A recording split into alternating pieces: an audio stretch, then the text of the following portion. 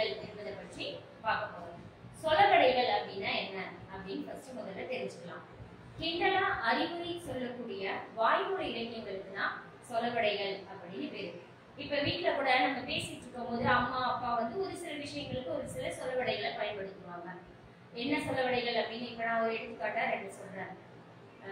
உனக்கு ஒரு நல்ல ஒரு உணவு செஞ்சு கொடுப்பாங்க, நீ அதை சாப்பிட்டு நல்லா இல்லை அப்படின்னு சொன்னீங்கன்னா என்ன சொல்லுவாங்க அம்மா? கழுதைக்கு தெரியுமா கற்பூர வாசனை அப்படின்னு சொல்லுவாங்க இல்லையா? அதே மாதிரி நல்லா படிக்கிற பொண்ணு மார்க் கம்மியாயிடுச்சு அப்படின்னும் போது உன்னுடைய வகுப்புல ஆசிரியர் சொல்லுவாங்க, என்னம்மா வர வர மாமியா கழுத போல ஆனாலான்ற கதையா, மார்க் என்ன குறைஞ்சிட்டே போகுது அப்படின்னு கேட்பாங்க இல்லையா? இதுதான் வந்து என்னன்னு சொல்றோம்னா சொலவடைகள். அதாவது கிண்டலா பேசினாலும் அறிவுரையா சொல்றதுக்கு பேரு தான் சொலவடைகள் அப்படின்றத நம்ம இந்த பாடத்துல நம்ம பார்க்க போறோம். சரி, அத வந்து பொம்மலாட்டம் வழியா நமக்கு ஒரு பாடமா கொடுத்திருக்காங்க. பொம்மலாட்டம்.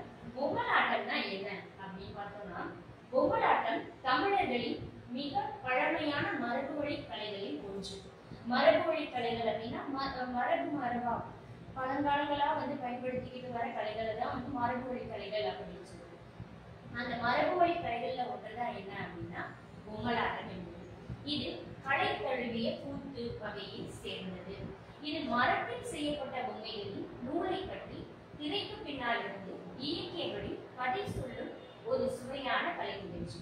இது வந்து எப்படின்னா ஒரு மரத்தாலான ஒரு பொம்மையை வந்து ஒரு நூல் இழையில கட்டி வச்சு திரைக்கு பின்னாடி இருந்து அந்த பொம்மையை இயக்கிறதுக்கு பேர் தான் வந்து என்னன்னு சொல்றோம் அப்படின்னா பொம்மலாட்டம் அப்படின்னு சொல்றோம். இது ஒரு சுவையான கலை நிகழ்வு. மரப்பாவை கூத்து, பாவை கூத்து என்ற பெயர்களாலும் இக்கலை அழைக்கப்படுகிறது. இதை வந்து மரப்பாவை கூத்து, பாவை கூத்து என்ற பெயர்களாலையும் இந்த கலை வந்து அழைக்கப்படுகிறது. நுழையும் முன். நுழையும் முன்ன என்ன பார்க்கணும் அப்படின்னா, சொலவடைகள் என்பது சிறு சிறு தொடர்களாக வட்டார பேச்சு வழக்கில் வழங்கி வருவது. சிறு சிறு தொடர்களா ஒவ்வொரு வட்டாரங்களிலும் நம்ம இருக்கக்கூடிய இடங்கள் வந்து சின்ன சின்ன தொடர்களா வழங்கி வரக்கூடியவைகள் தான் வந்து சொலவடைகள் அப்படின்னு. இவை பேச்சு மொழியின் அழகியலையும் பண்பாட்டு கூறுகளையும் கொண்டிருக்கு. இதை வந்து நம்ம எழுத்து மொழிகள்ல காண முடியாது. ஆனா பேச்சு மொழியில பேசும் பொழுது வந்து சரளமாக பேசும்போது அப்ப நடுவில் வந்து இந்த கலைகளை நம்ம பார்க்க முடியும். பொருட்செயல்மிக்க சொலவடைகளை நாட்டுப்புற மக்கள் தம் பேச்சில் இயல்பாக பயன்படுத்துகின்றனர். நல்ல பொருள் தரக்கூடிய சொலவடைகளை வந்து நாட்டுப்புறங்களில் வாழக்கூடிய மக்களும் வந்து பயன்படுத்துகிறார்கள். இவ்வாறு பயன்படுத்துவது தொன்மை வாய்ந்த மொழிகளுக்கே உரிய தனிச்சிறப்பாகும். தொன்மை வாய்ந்த மொழிகள் அப்படின்னு சொல்லும் போது அது என்ன மொழி இருக்கும் அங்க நம்ம தமிழ் மொழி தான். அந்த தமிழ் மொழிக்கே உரிய தனிச்சிறப்பு என்ன அப்படின்னா இந்த சொலவடைகள் தான். சொலவடைகளுடன் கூடிய நாட்டுப்புற கதை ஒன்றை பொம்மலாட்டமாக பார்ப்போம். அந்த மாதிரி சொலவடைகளோட கூடிய ஒரு நாட்டுப்புற கதையை நம்ம பொம்மலாட்ட வழியா பார்க்க போறோம். பார்க்கலாமா?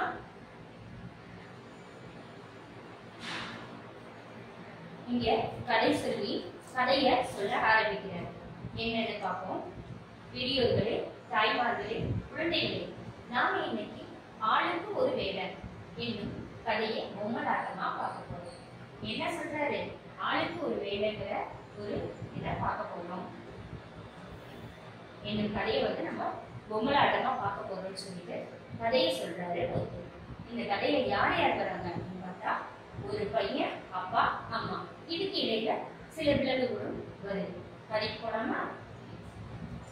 இந்த பையன் தான் நம்ம கதை நாயகன். இவன் ஒழுங்கா பள்ளிக்கூடம் போகாம ஊர் சுத்திக்கிட்டு வருவான்.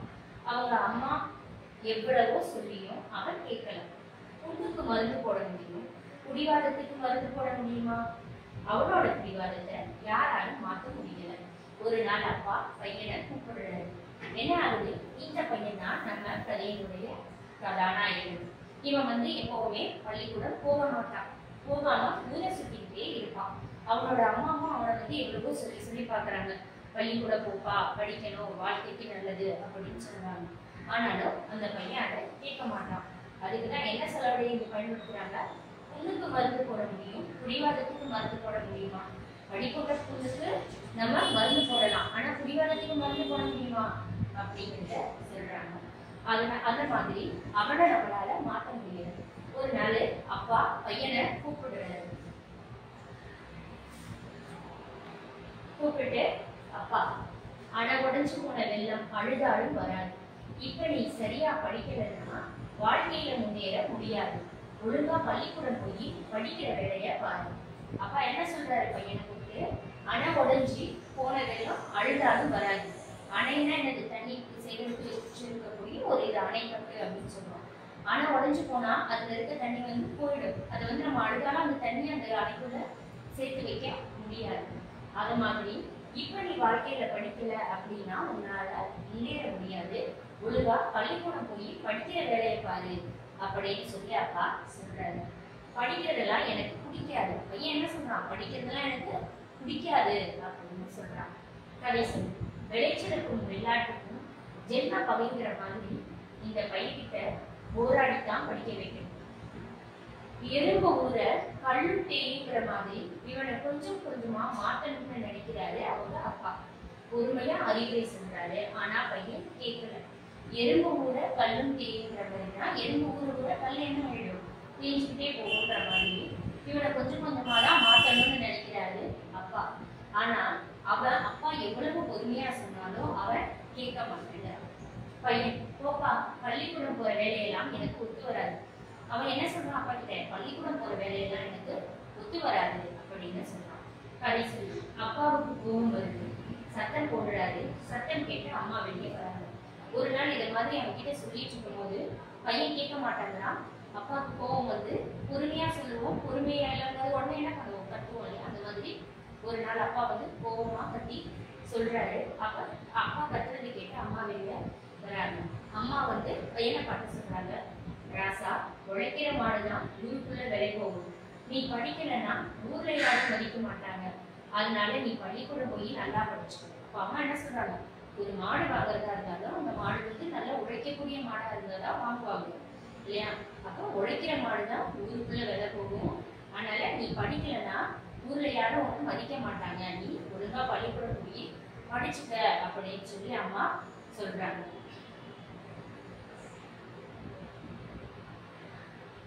படிச்சுக்க அப்படின்னு சொல்லி அம்மா சொல்றாங்க.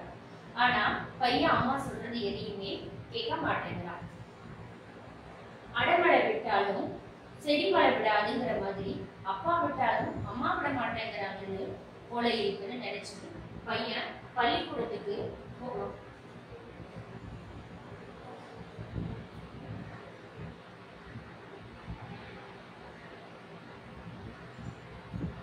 கதை சொல்லி அடைமழை விட்டாலும் செடிமழை விடாதுங்கிற மாதிரி அப்பா விட்டாலும் அம்மா விட மாட்டேங்கிறாங்கன்னு நினைச்சு பையன் பள்ளிக்கூடத்துக்கு போறான். ஆனா அவனுக்கு படிக்க பிடிக்கல. நினைச்சதாம் கழுத எடுத்துதான் ஓட்டங்கிற மாதிரி பள்ளிக்கூடத்தை விட்டு ஓட்டம் பிடிக்கிறான். விளையாடுறதுக்கு யாராவது கிடைப்பாங்களான்னு பாக்குறான். அங்க எறும்பு ஒண்ணு போய்கிட்டு இருக்கு. அப்ப பையன் வந்து அப்பா சொல்றதை கேட்டு ரொம்பவும் வெறுத்து போயிட்டு என்ன பண்றான்? பள்ளிக்கூடத்துக்கு போறான். ஆனா பள்ளிக்கூடத்துல அவனால உட்காந்து படிக்க முடியல. அப்ப பள்ளிக்கூடத்தை விட்டு மறுபடியும் வெளியே ஓடி வந்துட்டு யாராவது விளையாட கிடைப்பாங்களான்னு பார்த்துட்டு போறான். அப்போ அங்க அவனுக்கு கண்ணுக்கு முன்னாடி ஒரு எறும்பு தெரியுது. உடனே எறும்பு கிட்ட போய் பையன் கேட்கிறான், எறும்பே எறும்பே என் கூட விளையாட வரியா? போய் எறும்பை பார்த்து எறும்பு எறும்பு என் கூட விளையாட வரியா அப்படின்னு கேட்கிறான். போ போ, உனக்குத்தான் வேலை இல்லை. குடல் கூழுக்கு அழுகுதான், தொண்டை கூழுக்கு அழுகுதான். எனக்கு நிறைய வேலை இருக்கிறது. நான் என் குழந்தைகளுக்கு தீனி கொடுக்கணும். அரிசி நொய் எல்லாம் சேகரிக்கணும். சொப்பனத்தில் கண்ட அரிசி சோத்துக்கு ஆகுமா?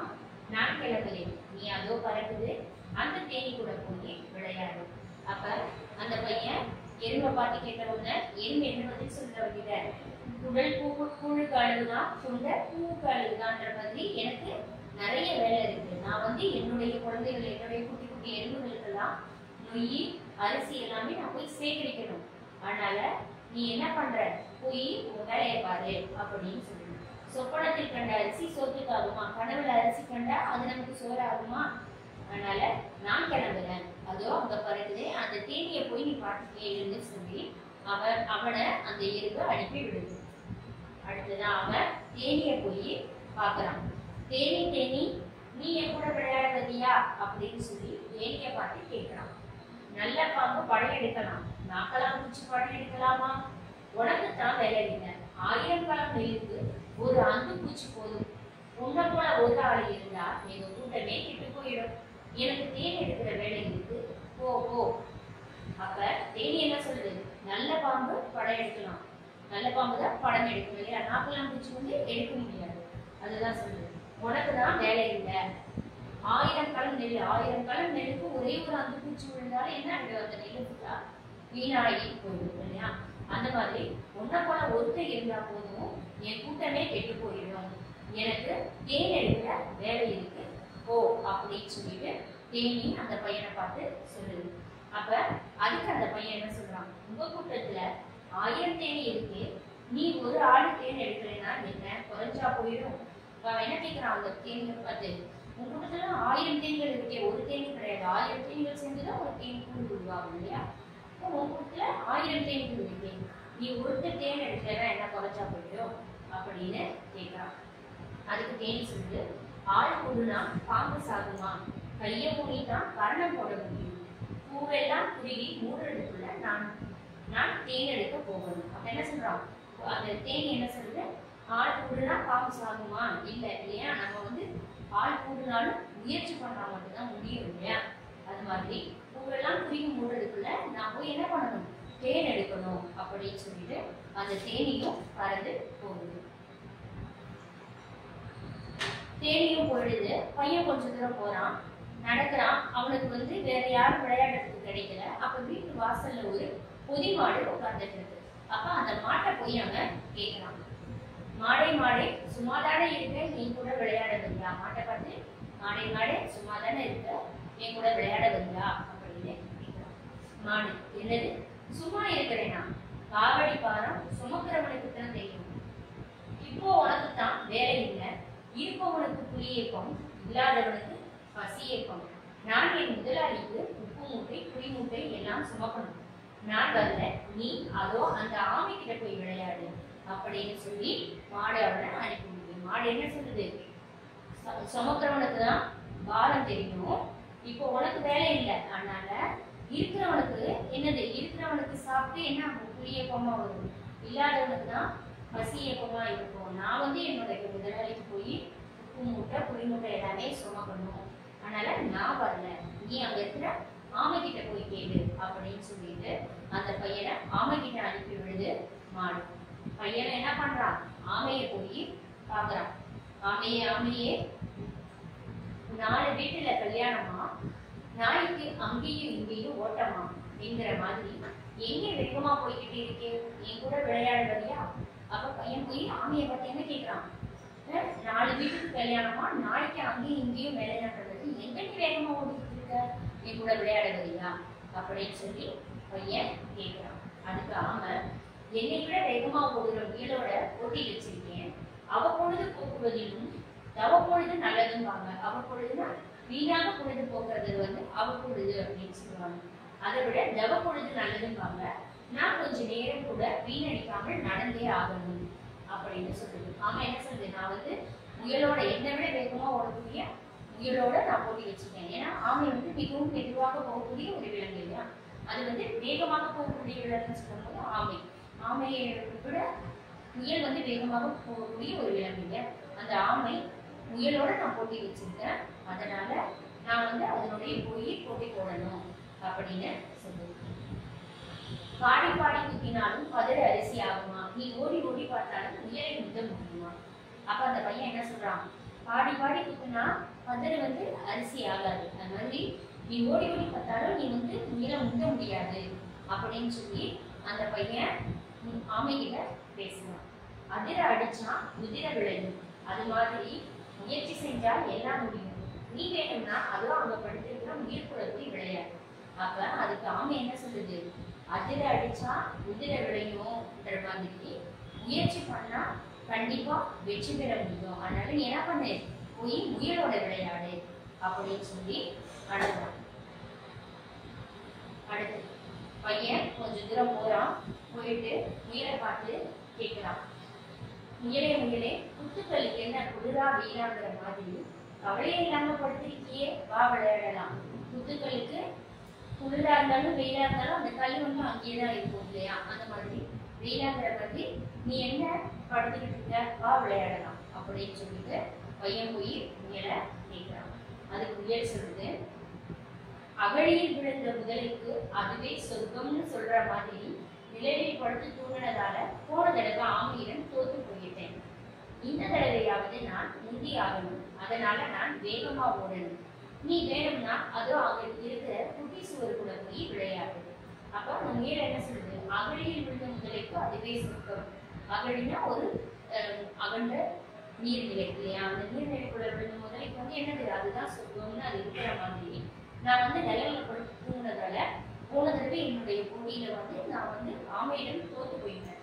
அதனால இந்த தடவையாவது நான் என்ன பண்ணணும்? முயற்சி பண்ணி முந்தி ஆகணும். அதனால நான் வேகமா ஓடணும். நீ வேணும்னா அதான் அங்க இருக்கேன், அந்த குட்டி சுவரோட போய் விளையாடு அப்படின்னு சொல்லி அந்த முயல் அவனை குட்டி சுவர்கிட்ட அனுப்புது. அந்த பையனும் கார்த்திகை மாசம் நிறைய பெரிய கண்ட மாதிரி விளையாட ஆள் கிடைச்சதுன்னு நினைச்சு அந்த குட்டி சுவர் மேல ஏறி குதிச்சு குதிச்சு விளையாடான். அது ரொம்ப பழைய சுவர், மழையில வேற நல்ல ஊறி இருக்கு. இவன் ஏறி குதிச்சதும் கொல கொலன்னு இடிஞ்சு விழுது. அதுல இருந்த பூச்சி பெருவு வண்டி எல்லாம் வெளியில வருது. அப்ப அவனுக்கு விளையாடுறதுக்கு ஆளே இல்லாம ரொம்ப கஷ்டப்படுறான். உடனே எங்க போறான்? குட்டிச்சுவரு கிட்ட போய் விளையாட போறான். அந்த குட்டிச்சுவரு அப்படின்னும் போது சின்ன சின்ன சுவர்கள்லாம் இருக்கு இல்லையா? அந்த குட்டிச்சுவரு அவன் அதுல ஏறி கிடைச்சது ஒரு ஆளை விளையாடுறது அப்படின்னு சொல்லிட்டு நல்லா ஏறி குதிச்சு குதிச்சு விளையாட ஆரம்பிக்கிறான்.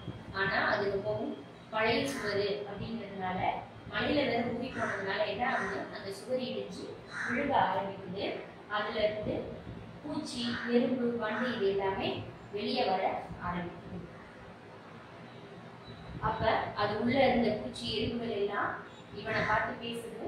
என பாவி, நாங்களே அதை விட்டாலும் கதி இல்லை, அப்பால போனாலும் விதி இல்லைன்னு நினைச்சா தட்டி போட்ட ரொட்டிக்கு புரட்டி போட ஆள் இல்லாம இருக்கும்.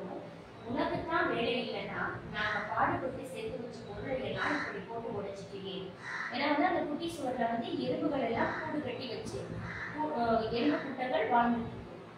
அந்த இடத்துல இவன் போய் ஏறி விளையாடவும் அந்த எறும்பு கூடுகள் அந்த சுவர் எல்லாம் இடிச்சு விழுகவும் அந்த எறும்புகள் எல்லாம் இவனை பார்த்து கேட்குதுங்க. இப்படி எங்க எல்லாத்தையும் நாங்க தேடி தேடி சேர்த்து வச்ச பொருளெல்லாம் இப்படி உடைச்சிட்டீங்க அப்படின்னு சொல்லிட்டு அந்த பையனை பார்த்து கேட்குது. அப்ப என்ன ஆகுது அப்படின்னா அந்த எறும்பு பூச்சி எல்லாம் கோபத்தோட அவன் கையில காலில ஏறி நறுக்குன்னு கடிக்குதுங்க. அள்ளுறவன் பக்கத்துல இருந்தாலும் கிள்ளுறவன் பக்கத்துல இருக்கக்கூடாதுன்னு அந்த பையன் வழி பொறுக்க முடியாம கட்டிக்கிட்டு ஓடுறான். அமாவாசை வீட்டில் திருச்சாலிக்கு போன இடமெல்லாம் வழிதான் அப்படிங்கிற மாதிரி காட்டிலையும் மேட்டிலையும் ஏறி விழுந்து வீட்டுக்கு ஓடி வந்து சேருறான். அப்ப அந்த எறும்புகள் எல்லாம் இவனை திட்டிட்டு என்ன பண்ணுது? அந்த எறும்பு புழு பூச்சி எல்லாமே இவனுடைய கையை காது மேல எல்லாத்தையும் ஏறி இவனை கடிக்க ஆரம்பிக்குது. அதுக்குதான் சொல்றாங்க, அள்ளுறவன் பக்கத்துல இருந்தாலும் கிள்ளுறவன் பக்கத்துல இருக்கக்கூடாது. பக்கத்துல கிட்டிக்கிட்டே ஒருத்தன் இருக்கான் அப்படின்னா அவன் பக்கத்துல நம்ம இருக்கக்கூடாது அப்படின்றதுதான் இந்த சொலவடையில சொல்றாங்க. அந்த மாதிரி அவங்க வழி கொடுக்க முடியாம கத்திக்கிட்டு என்ன பண்றான்? அந்த இடத்த விட்டுட்டு ஓடி போக ஆரம்பிக்கிறான். அப்ப அமாவாசை இருட்டில் பெருச்சாலிக்கு போன இடமெல்லாம் வழிதான். அதாவது இருட்டுக்குள்ள போகும்போது எலிக்கு வந்து எது வழியோ அதுதான். அந்த இருட்டுல போற இடம் எல்லாமே வழிதான்ற மாதிரி இவன் காடு மேடு எல்லாம் ஏறி இறங்கி ஒரு வழியா தன்னுடைய வீட்டுக்கு வந்து சேர்றான். போயிட்டு பையன் அவங்க அம்மாவை பார்த்து சொல்றான், அம்மா அம்மா, ஊர் உலகத்துல எல்லாரும் அவங்க வேலையை பார்க்குறாங்க, ஈரவு கூட சும்மா இல்லாம வேலை செய்யுதுங்க.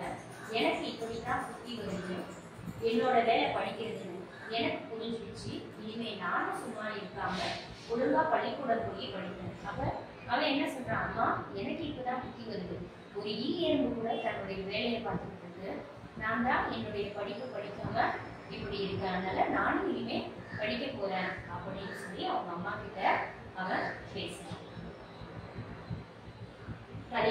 அதுக்கப்புறம் அந்த பையன் நல்லபடியா படிக்க தொடங்குறான். ஆளுக்கு ஒரு வேலைன்னு எல்லாருக்கும் புரிய வைக்கிறான். இதோட கதை முடியும். அதோட அந்த பையன் என்ன பண்றான்? நமக்கு படிக்கலாம் முக்கியன்றதை புரிஞ்சுக்கிறான். ஆளுக்கு ஒரு வேலைங்கிறத எல்லாருக்குமே புரிய வைக்கிறான். இப்படிதான் இந்த கதையை சொல்லியிருக்காங்க. என்ன மாணவர்களே, ஒரு மாணவன் தன்னுடைய பணி என்ன அப்படிங்கறது தெரிஞ்சுக்கிட்டோம் அப்படின்னாலே நம்மளுடைய வாழ்க்கையில நம்மளால உயர முடியும் அப்படிங்கிறது தான் இந்த பாடத்துல நமக்கு சொல்லியிருக்காங்க. நன்றி மாணவர்களே.